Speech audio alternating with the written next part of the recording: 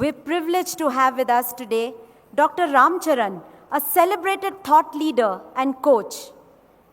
NHRD has put together a brief presentation, and through this, sir, it's an honor to welcome you.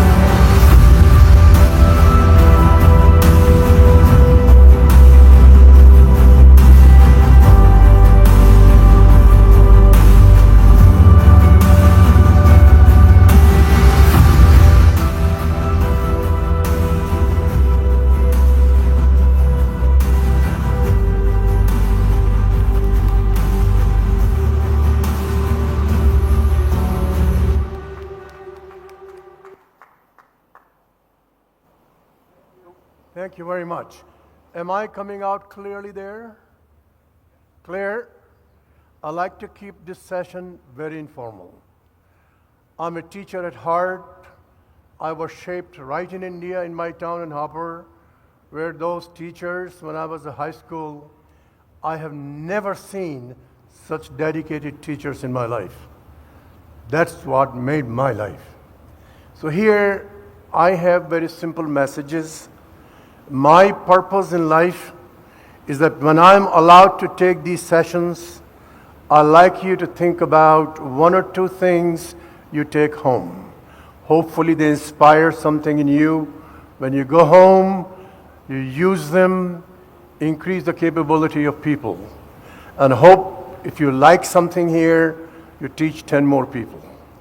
We multiply ourselves. You raise the standard of living for the nation and the society.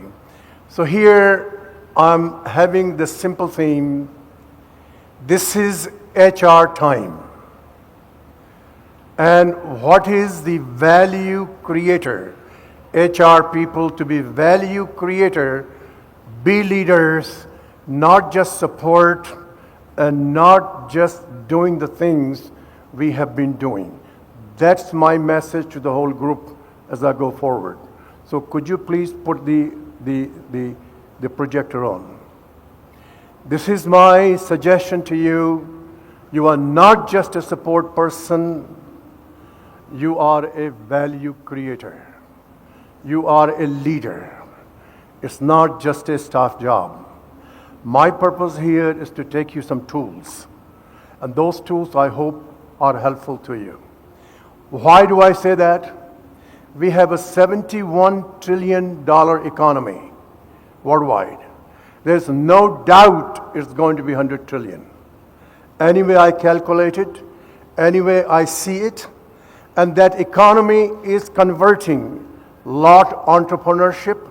We have 7.2 billion people coming into the economy in varieties of ways, and 3 kinds of companies are driving it. We already heard about the startups, entrepreneurs driving it. We have the born digitals like Amazon, like Facebook, like Google's. They are racing to be number 1, number 2 all over the place. Then we have the people who are large physical companies like GE. Those people trying to go from physical to digital. Guess what they need? They all need talent. Clear? Talent creates value. Money does not. Because talent finds money. Talent allocates money. Talent recycles money. Talent creates a strategy. A strategy does not compete. Talent competes. You give same data to two different people, they come with two different strategies, different risk-taking, different mindset. HR is the trustee of that talent. The talent is what we do. Talent is what HR does. So I've been examining this, and some of you know I'm researching and writing a new book, People Before Strategy. That's the title. I'm writing it with the CEO of McKinsey and with the Vice Chairman of Korn Ferry, doing the research. In this research, we find across the globe that when you go to these companies, somehow the HR function doesn't come out in the top quartile. It's seen at the bottom quartile. So then I begin to ask the question, there are people I know who are CHROs who are very good, they broke the barriers, they are seen value creators. What is it they do? Some of them became CEOs, some of them have become the board members. So I began to examine those. We have in India, PM Kumar in GMR, Dr. Mishra in Aditya Birla Group, Adesh Goyal in Tata. In America, I have Tim Hual in Humana. I have John Beresford in McGraw-Hill. And I have Peter Fasalo in J&J Johnson & Johnson. So I've been examining what is it these people do. We all know what is to be done, but these people do it. What are those tools? So I'm going to take you through 8 items.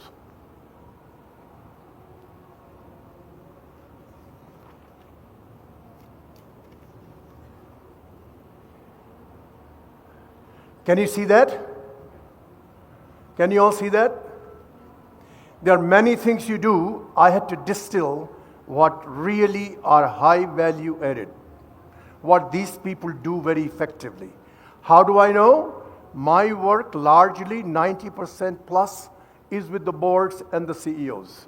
So I see through their eyes what they are telling me, what I see personally.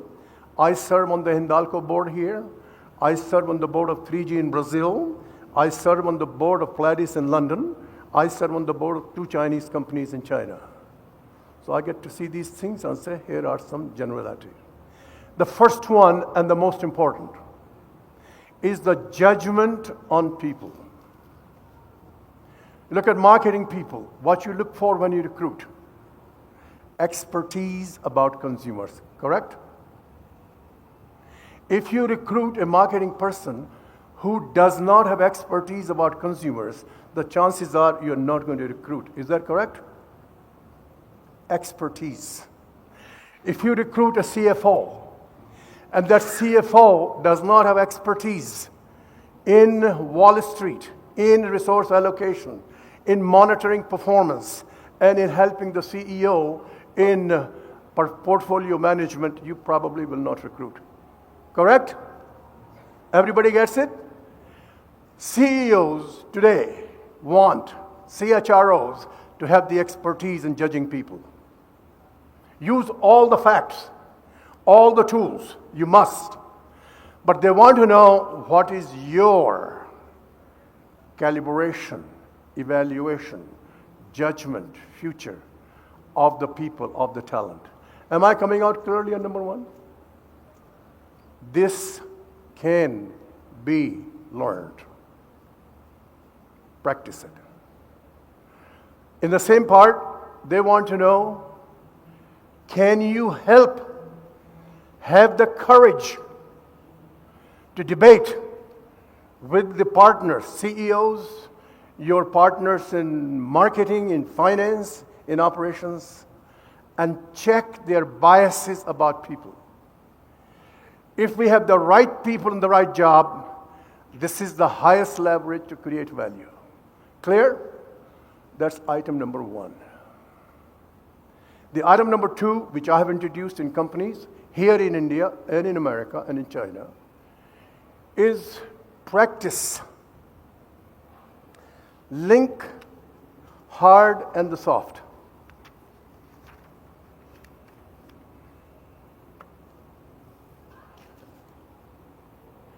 Can you see that?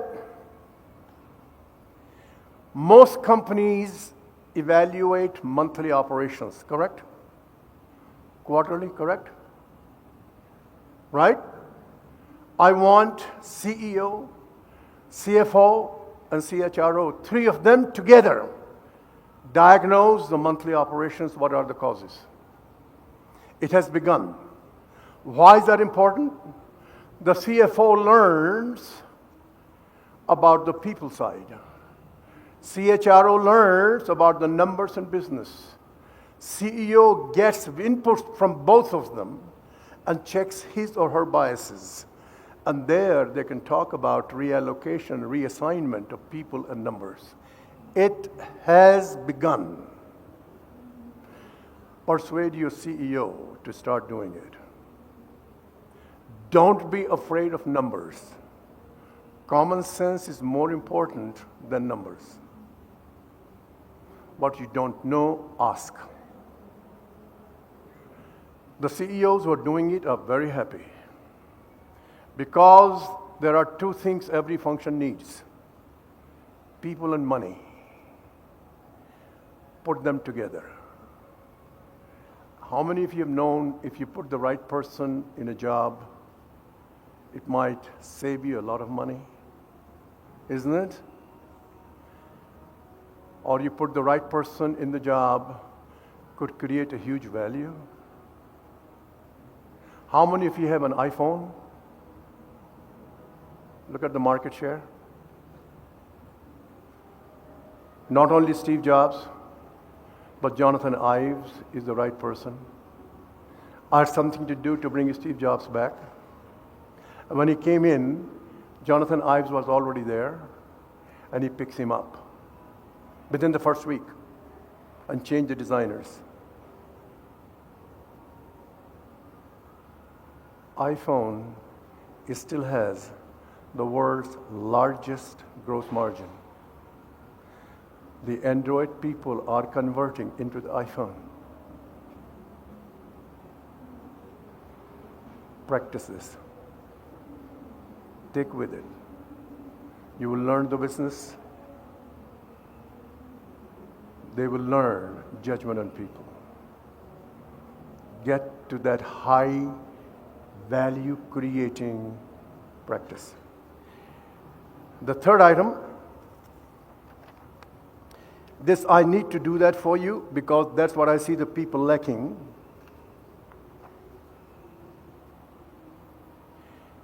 Practice the word business diagnosis. It is not profit and loss and balance sheet. People are afraid of it. This is business diagnostic. I won't bore you with it. I put some simple numbers in it. I'll explain to you. It is common sense. It is not some numbers. I was taught at my shoe shop in the early days.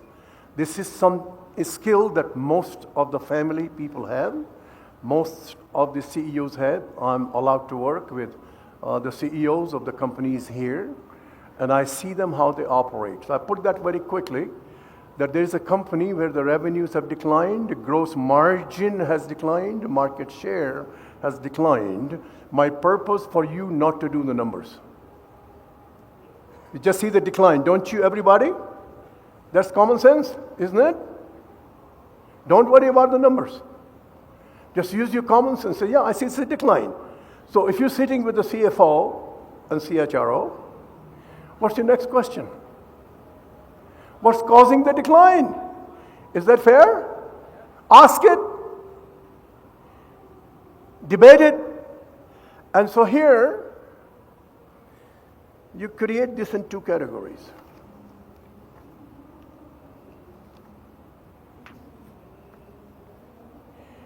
What could be the external causes?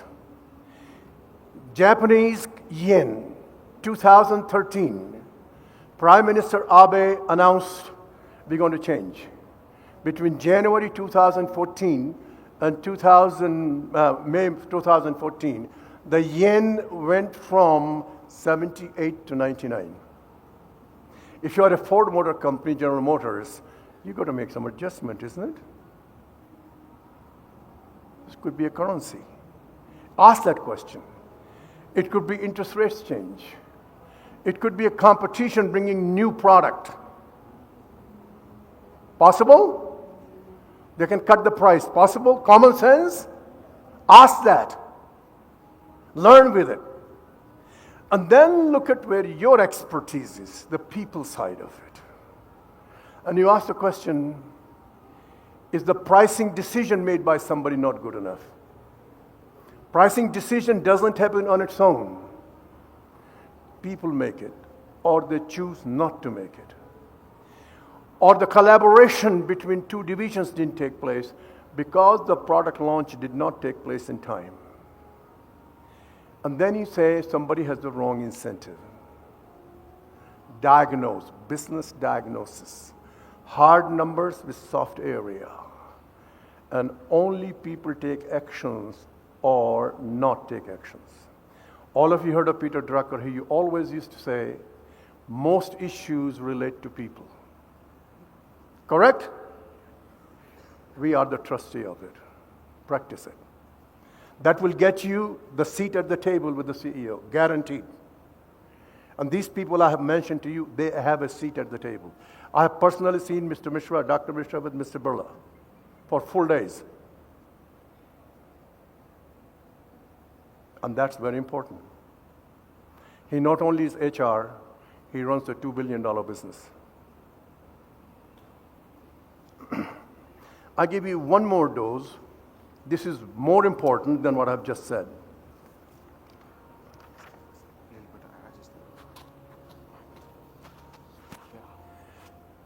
You don't have to do any numbers. Could you see the trend? It's a 3-year plan. All of you see plans, don't you? What does the plan tell you quickly? Do you see growth? Isn't it? That's all you need to know. Market growth, margin growth, revenue growth. You ask questions. And the question is, how will it be delivered? You have organization chart. So here you become predictive. Do you have the right talent in the right job? Growth will not happen on its own. Isn't it? Do you have the right collaboration? Is that talent better than the competition? In the case of Apple against Android, Samsung, the design talent has to be better than the Samsung people if they're going to continue to win. Am I coming out clearly? Practice it. Keep it simple. Keep it commonsensical. Common sense is very uncommon.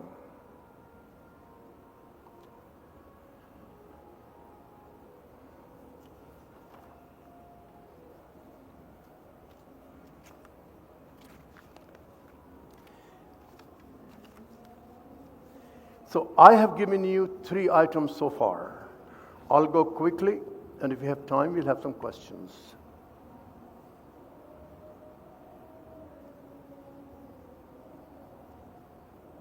Judgment on people and fit, joint business diagnosis, and connecting the numbers and people. Everybody clear?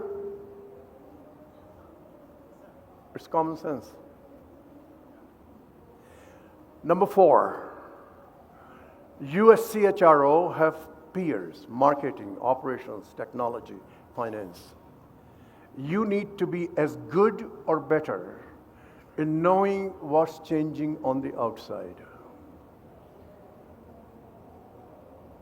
If you're going to engage with the CEO and the partners, you need to know the outside changes. I'll give you one right now.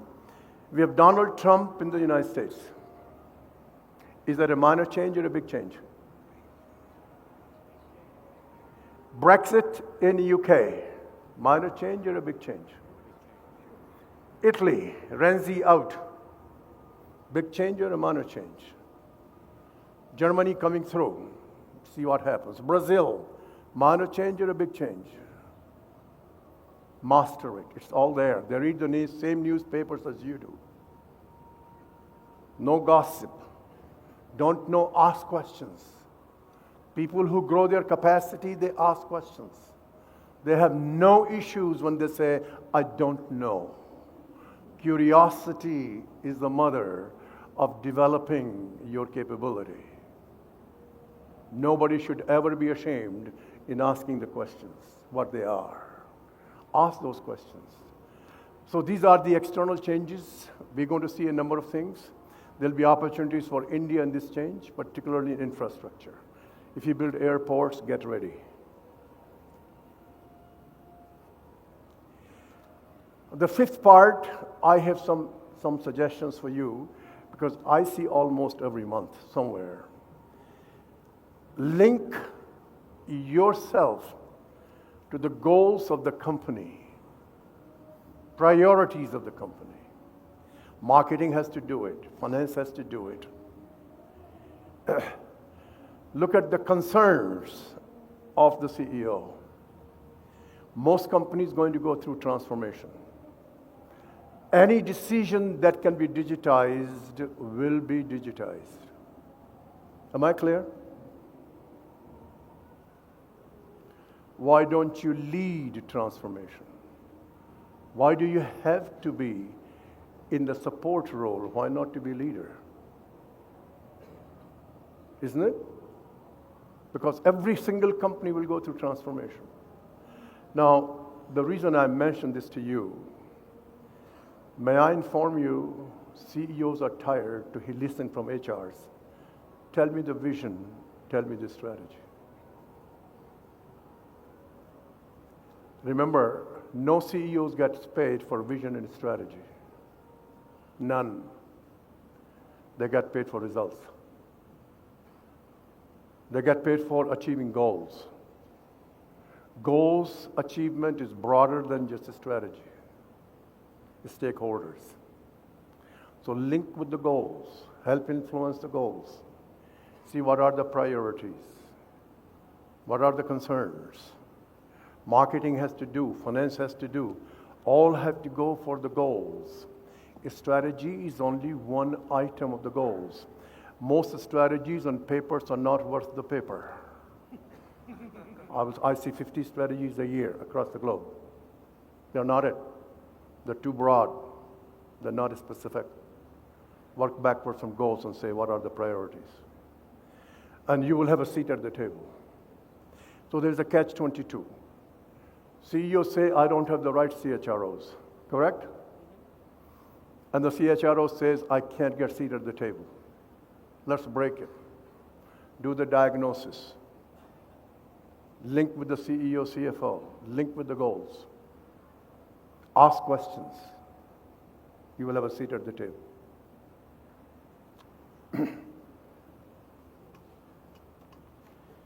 We have to build the HR pipeline differently. So I've been examining this for about a year. And I began to ask the question, who are these CHROs who really rapidly succeeding in getting the seat at the table? It's amazing. And I see in India it's happening, that most of them, I didn't say many, most of them have had experience other than the HR. Most of them had some experience other than in HR. Did I come out clearly? CEOs in America are asking the new CHRO must have some experience other than in HR. I did not say what other experiences, but other experience. It can be selling, it could be product development, it could be operations, it could be even internal auditing. But it is now becoming a requirement without making it a requirement. So I am involved in selecting CHROs in America of some of the largest companies.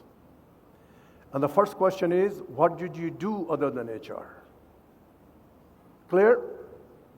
Train your people, it's a good idea.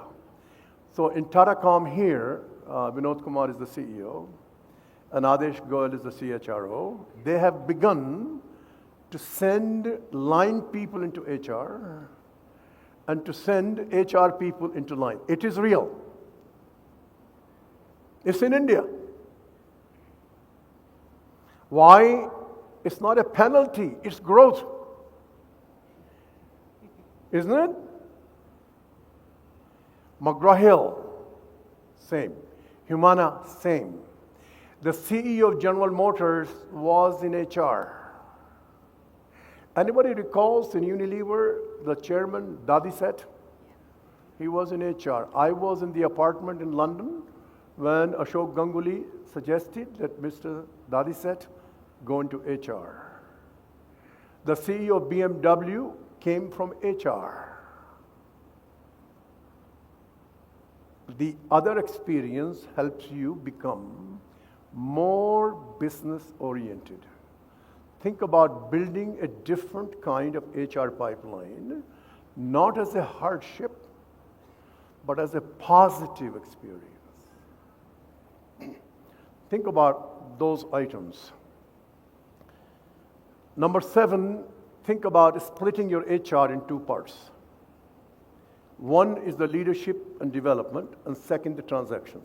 Keep within the HR. So how many of you heard of Johnson & Johnson, J&J? So I was with Peter Fossolo about 2 weeks ago, and the former CEO of J&J. They have a split HR into 2 parts. Done. 65% of the HR people is in the transaction unit.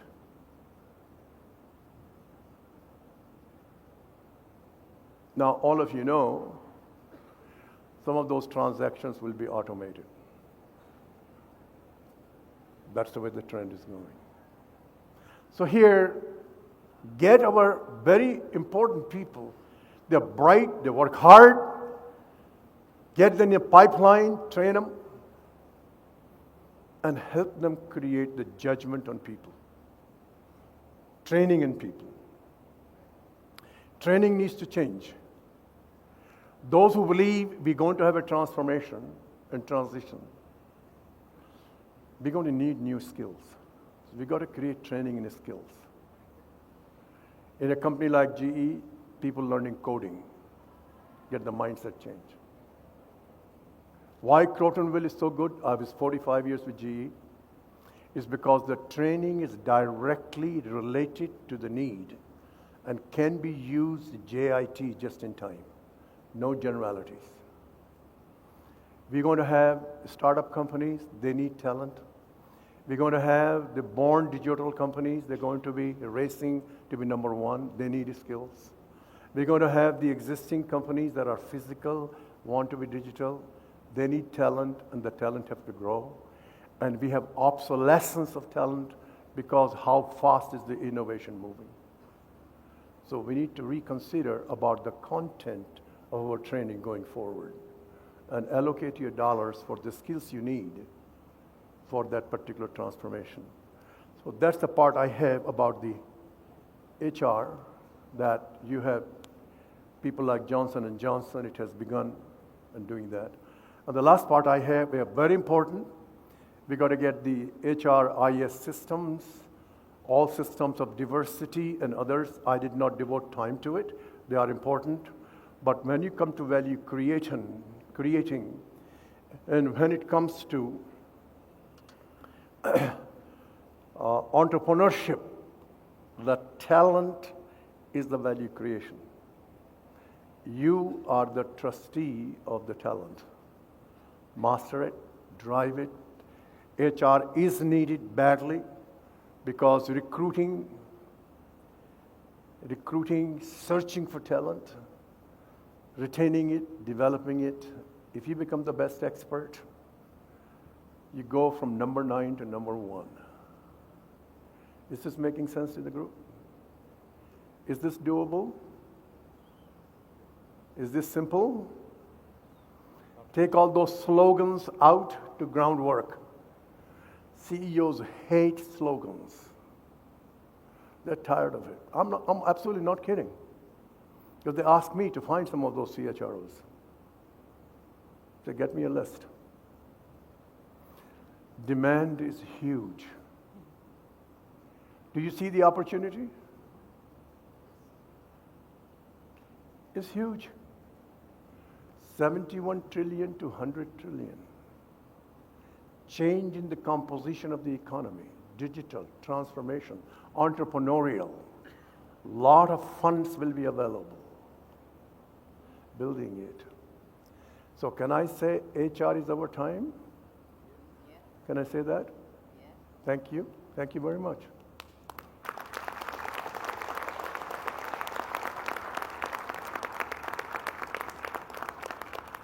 We have time for questions?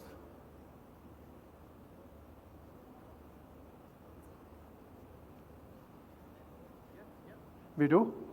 Bala, we do have? Yeah, take a microphone. Just help me out a bit.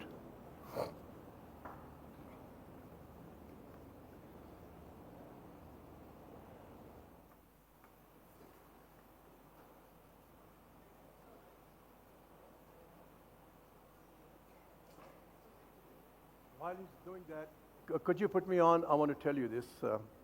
You have to take a little guess, okay? I'm disguising it. Imagine a very large software company. Can you imagine one? Got it? And 3 years ago, they recruited a new CEO. Everybody got it?